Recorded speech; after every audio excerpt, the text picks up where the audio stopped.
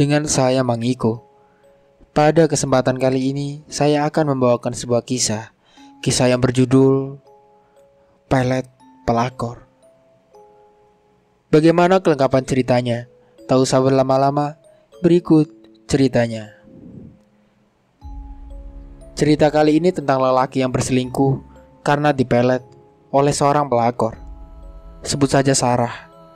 Sarah ini adalah seorang perawat di rumah sakit swasta yang terkenal di Bandung. Sarah ini sudah berusia 35 tahun. Ia tergolong perawat yang sering digoda oleh beberapa dokter dan rekan kerja lainnya. Namun Sarah sudah bersuami dan memiliki anak yang umurnya sudah 5 tahun. Anak itu diurus oleh mertuanya. Sarah dan keluarga tinggal di rumah mertua sekaligus rumah asli dari suaminya. Suaminya ini orang asli Bandung. Ia bekerja pada sebuah perusahaan konstruksi yang kebetulan sedang memegang proyek di luar Bandung. Tapi setiap akhir bulan pasti dirinya menyempatkan diri untuk pulang. Suaminya sebut saja Oyan. Sarah dan Oyan bertemu pada tahun 2008 di sebuah acara jalan santai. Awalnya hanya ditawari es coklat. Seiring berjalannya waktu, 2 tahun kemudian ia juga menawari Sarah untuk menjadi istrinya. 2 tahun bukanlah sebentar. Mereka berdua melalui puluhan bahkan ratusan kisah pahit, manis yang membuat hubungan mereka semakin harmonis. Mulai dari motor mogok sampai bertemu mertua, sudah mereka lewati bersama. 5 tahun menjalani, bahtera pernikahannya lancar, membuat Sarah mengerti bahwa dialah cinta sebenarnya. Mereka tak pernah mengalami konflik yang besar seperti warisan, bermasalah dengan orang tua, bermasalah dengan desa atau adat. Bahkan saat ia memberitahu Sarah bahwa dirinya akan dipekerjakan di luar Bandung, tepatnya di Jawa Timur, Sarah pun biasa saja. Oyan juga sempat memberitahu Sarah bahwa dirinya akan bekerja selama 6 bulan saja di sana. Menurut Sarah, tinggal selama 6 bulan bukanlah hal yang sulit. Bahkan Oyan akan berkunjung setiap bulan. Sarah juga sempat mendengar bahwa uang pesangonnya besar. Ya, hitung-hitung untuk investasi anak mereka nanti. Sebulan biasa, 2 bulan biasa, tapi semua berubah saat bulan ketiga. Awalnya Oyan mengaku bahwa proyeknya sedang ngebut dan melakukan lembur berkali-kali. Sebagai seorang istri yang tak pernah bertengkar dengan suami, Sarah pun percaya saja. Ia tetap bekerja, mengurus anak, dan melakukan pekerjaan rumah seperti biasa. Sampai akhirnya, kejanggalan baru muncul. Oyan mengaku dirinya tak bisa pulang dalam beberapa bulan terakhir dengan alasan yang sama, lembur. Lagi-lagi Sarah percaya suaminya itu sampai akhirnya tempo proyeknya selesai. Benar sekali, sudah lewat 6 bulan, tapi Oyan tak datang. Mereka tetap saling berkomunikasi satu sama lain sampai awal bulan ke-6. Semua cara untuk menghubunginya terputus. Pada bulan ke-7, Sarah iseng menelpon ke kantor suaminya. Ternyata proyek sudah selesai pada bulan ke-5 karena banyak melakukan lembur. Terkejut dan bingung, Sarah langsung bertanya bagaimana keadaan suaminya saat itu. Mereka malah bingung karena ternyata suaminya Sarah sudah mengundurkan diri dari kantor. Dan juga mereka bilang bahwa Oyan sempat ke Bandung setelah proyek selesai lalu menyerahkan surat pengunduran diri. Sarah sebagai istrinya langsung membantah karena jelas-jelas suaminya itu tak pulang dari bulan ketiga. Dengan keterbatasan komunikasi, Sarah berusaha menghubungi semua rekan kerjanya. Tapi jawaban mereka sama, Sarah dibuat kelimpungan. Gimana sekarang ini? Gumamnya. Yang Sarah pikirkan adalah, apakah ia mengalami masalah yang besar di luar hingga tak memberikan kabar yang jelas untuk keluarganya. Wah, pikiran Sarah sudah berlari ke sana kemari seperti bermain bola. Sarah pulang dalam keadaan bingung dan resah. Sesampai di rumah, ia lihat mertuanya sedang membuat cenang di balai tempat Sarah dan Oyan bercerita di waktu senggang. Air matanya Sarah sudah tak tertahan lagi, namun ia harus menjadi wanita kuat untuk keluarganya. "Sarah, pekerjaanmu sudah selesai." Iya bu, sudah beres semuanya." "Sudah makan belum?" "Belum bu." "Itu ada sayur nangka, makan dulu ya." Sarah sudah tak bisa menahan tangis, lalu pergi membalas perkataan ibu dengan anggukan semata. Sampai di kamar, Sarah terus memegang telepon genggamnya, sambil berharap ada SMS atau telepon dari suaminya. Minimal ada kabar dari seorang yang mengetahui keberadaannya. Perasaan itu tetap Sarah pendam selama beberapa hari, sampai akhirnya ia sudah tak bisa menahannya lagi. Saat itu malam hari, setelah Sarah pulang kerja dari rumah sakit, ibu mertua menghampirinya. "Sarah, Oyan gimana kabarnya?" Sarah dibuat terkejut oleh pertanyaan itu. Sarah hanya bisa menghela nafas. Ia tak bisa menjawabnya dan langsung memeluk tubuh ibu mertuanya yang sudah tua itu. Di sanalah Sarah mulai menceritakan semuanya.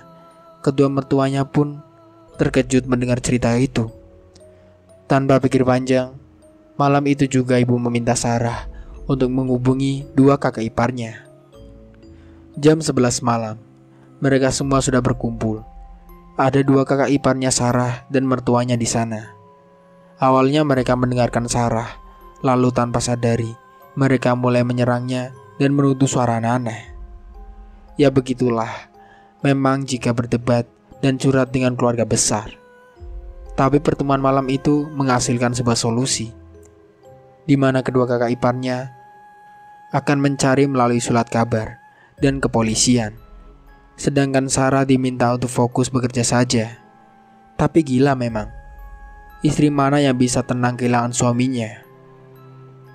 Sarah memang berangkat kerja, namun bukan untuk bekerja, tapi untuk cuti selama 2 minggu. Alasannya adalah ada urusan keluarga, namun Sarah memutuskan untuk berangkat ke Jawa Timur untuk menyusul suaminya. Memang awalnya ditentang, tapi Sarah memang wanita yang kuat. Dengan menunjukkan keteguhan hatinya, Sarah akhirnya mendapat izin dari kedua mertuanya dan menitipkan si kecil yang untungnya belum sekolah. Lalu tanpa pikir panjang, Sarah berangkat ke tempat itu dengan pesawat. Ia habiskan 5 hari di sana, namun nihil. Dari ke tempat proyek, tempat mes, tempat makan, tempat rekreasi, bahkan tempat liburan malam pun, Sarah datangi sambil menunjukkan kertas berisi wajah suaminya yang memakai baju kemeja dengan latar merah. Di hari terakhir, Sarah duduk di lantai kamar hotel sambil menggenggam kertas berisi foto dan tulisan, "Dicari." Bingung dan juga capek merasakan itu semua. Semuanya terasa menghakiminya. Sarah ingin mencarinya, tapi anaknya masih begitu membutuhkan dirinya di Bandung. Dengan perasaan yang kosong, Sarah menarik koper menuju bandara dan pulang ke Bandung membawa harapan yang sia-sia. Suaminya tak pernah berselingkuh, bahkan benci perselingkuhan. Sarah tahu karena ia selalu mengomel melihat para atasannya tidur dengan wanita lain di hotel. Sesampai di Bandung, Sarah pulang namun tak berkata apapun. Sarah melihat mertuanya sedang memandangnya dengan lesu sambil menahan rasa malu. Sudah pasti, kalau orang tua baik pasti merasa malu melihat menantunya kesana kemari mencari keberadaan anaknya yang hilang. Sarah pun langsung masuk ke kamar dan langsung mengunci pintu. Tidur merupakan pilihan utamanya, tapi apa daya, pikirannya kemana-mana. Pintu kamar tetap ia tutup sampai akhirnya ibu mertuanya mengetuk pintu dan meminta Sarah untuk keluar sebentar. Berusaha bangun dengan kelopak mata yang lebam, Sarah membuka pintu dengan pelan. "Keluar sebentar nak, di depan ada yang mau bertemu denganmu," katanya sambil menarik tangannya Sarah. Sarah yang lemas pun hanya bisa mengikutinya dari samping. Terlihat ada orang tua duduk di teras depan. Sebut saja dia kakek, karena memang bentukannya seperti itu. Kakek itu memakai jakit tebal, ikat kepala putih, seperti pemangku, dan membawa tas yang bisa dikatakan besar jika dilihat dari ukurannya. Sarah duduk di sebelahnya, sedangkan ayah dan ibu mertuanya duduk di hadapannya. "Ini kek, mantuku." Sarahnya mengangguk sambil berusaha tersenyum. Mereka mulai berbicara banyak dan bercerita bahwa Oyan suaminya tak pulang. Sarah yang sudah putus asa hanya bisa mengangguk dan menunduk. Namun ia merasa kakek itu bisa membawa harapan. Kakek itu langsung meminta 3 buah dupa. Dengan cepat, ibu mertuanya Sarah pun bangun dan mengambil dupa di dekat sanggah. Sambil berjalan ke arah Sarah, ia menghidupkan dupa itu. Setelah hidup, dupa itu diberikan kepada kakek itu. Tangan kakek yang sudah keriput itu menerima genggaman dupa sambil menutupkan mata. "Oh, diambil orang ini, diajak ke Kalimantan," kata kakek itu dalam bahasa Sunda halus. Mereka bertiga langsung melotot ke arahnya. Sarah yang awalnya sudah tak mempunyai harapan lagi, tiba-tiba bangkit dan bersemangat. Biarpun latar belakangnya sebagai seorang perawat yang mana lebih percaya kepada hal-hal yang logis daripada bualan semata. Tapi entah kenapa Sarah begitu semangat mendengar perkataannya.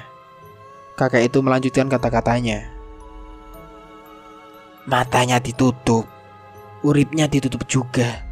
Dia sudah lupa sama kamu, anakmu, dan rumah ini.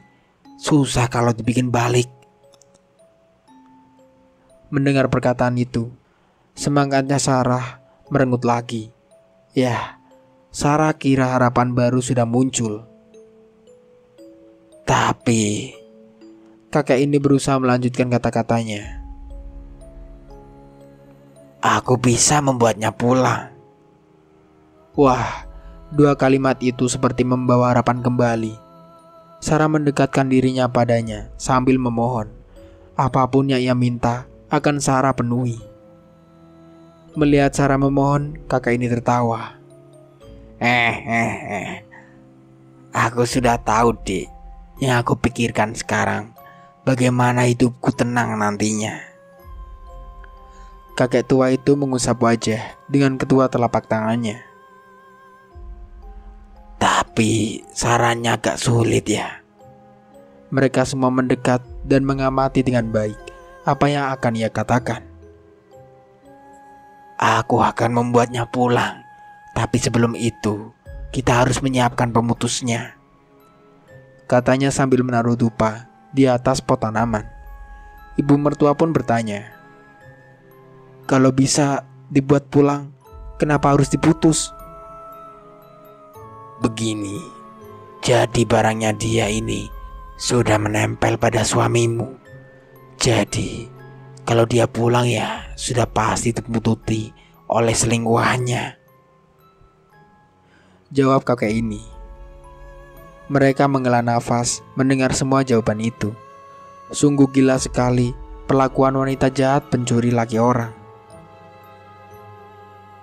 "Jadi apa pantangan dan barang-barangnya?" tanya ayah mertua. Kakek itu menarik nafas. "Saat dia kembali, dirinya tak akan menemuimu," menunjuk ke arah Sarah. "Jangan sampai kau bertemu dengannya karena bahaya. Jadi dia akan berkabar pada saudara-saudaranya. Nah, setelah itu baru kita berikan sesuatu." "Apa itu, kek?" tanya Sarah. Kakek itu menjawab, "Pada Kajeng Kliwon, carilah lelepan. Jangan dibunuh dan harus tetap hidup sampai aku datang. Nanti tepat tengah malam, aku akan membakarnya. Setelah itu, akan kuambil labunya dan mencampurnya dengan kopi. Kopi itu harus diminum oleh suamimu." Mereka bertiga terkejut, apalagi Sarah. Sarah seorang perawat dan biasa berkutat dalam dunia medis. Sejak kapan Abu Hewan berkaki 1000 itu bisa membuat orang lupa dengan selingkuhannya? Di mana aku mencari lilipan, kek? Tanya Sarah pada kakek itu. Kakek itu tersenyum karanya. Jika dia berjodoh denganmu, maka Tuhan akan membantunya. Bahkan aku percaya takdir Tuhanlah yang mengarahkanku ke sini. Jadi percayalah pada Tuhan.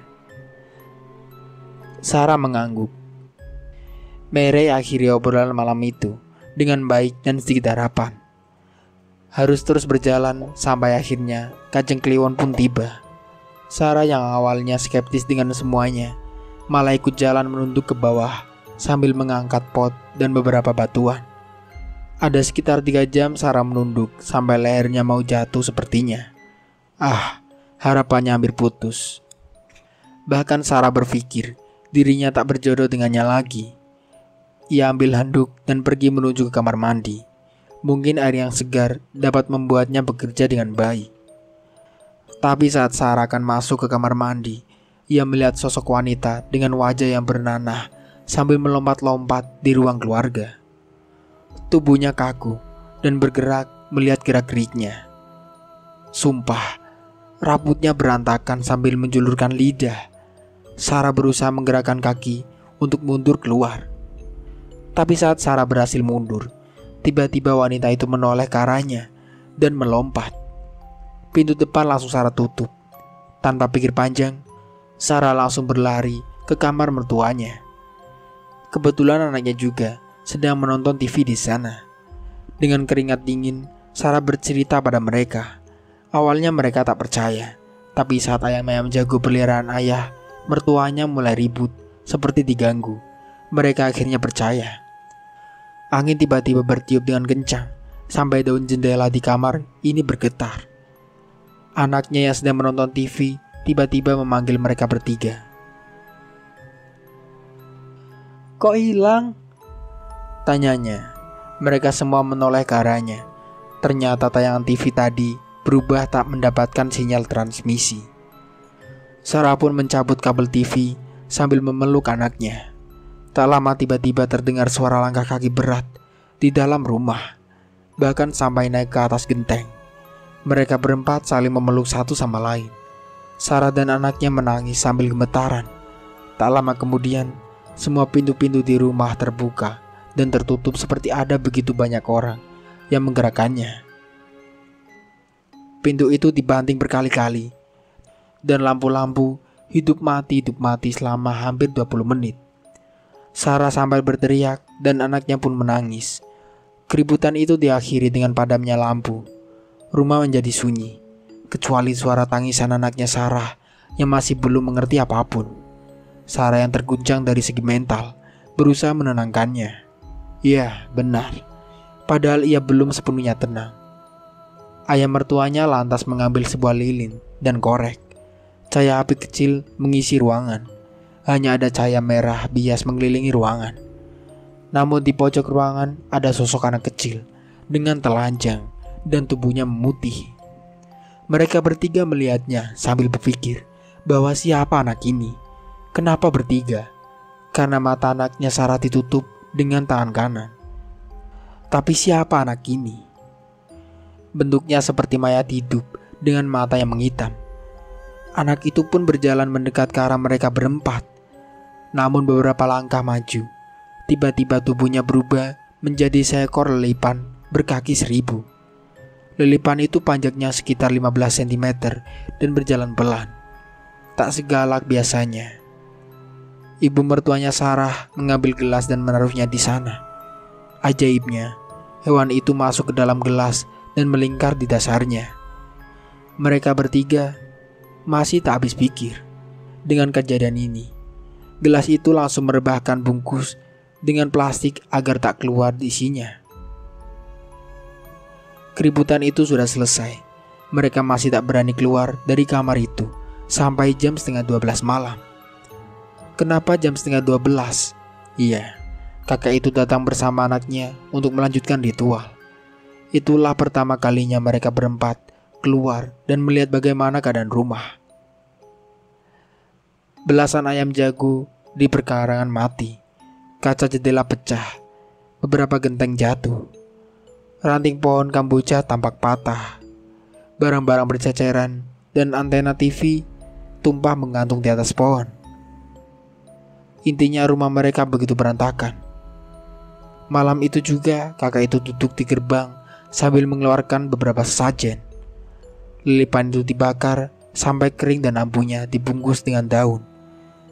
Sarah sempat bertanya bahwa muncul sosok anak kecil yang berubah menjadi lilipan, lalu mendekat seakan menyerahkan diri. Itu adalah makhluk yang beruntung. Dia menyerahkan dirinya untuk disupat sebagai bentuk penebusan dosa. Semoga ia bisa menjadi manusia nantinya, jawab kakek itu sambil menyerahkan bungkusan ini. Setelah hari itu, benar saja suaminya Sarah, si Oyan, datang ke Bandung, tapi menghampiri kakak keduanya. Mereka yang sudah menyiapkan semuanya langsung memberinya kopi dengan campuran itu. Kata kakek itu, tak semua lilipan bisa digunakan seperti itu, dan memang ada mantranya saat ritual malam. Jadi Sarah harap kalian tak mencobanya. Setelah itu suaminya Sarah kembali dan terlihat seperti orang kebingungan. Butuh waktu 1 tahun untuk membuatnya stabil, tapi Sarah tetap bersamanya. Mereka sudah melewati begitu banyak cobaan bersama, dan begitulah janji mereka setelah menikah. Tentang malam itu, ternyata pelakor itu berusaha mencelakai Sarah dan anaknya tapi gagal. Pelakor itu tak muncul kembali. Sarah pun tak peduli. Intinya sekarang suaminya sudah menjadi pemborong. Biarpun proyeknya kecil-kecilan, tapi setidaknya ia tetap bersamanya. Itulah akhir cerita dari Pelet Pelakor. Semoga dari cerita ini kita bisa ambil hikmahnya. Saya Mang Iko pamit undur diri. Wassalamualaikum warahmatullahi wabarakatuh.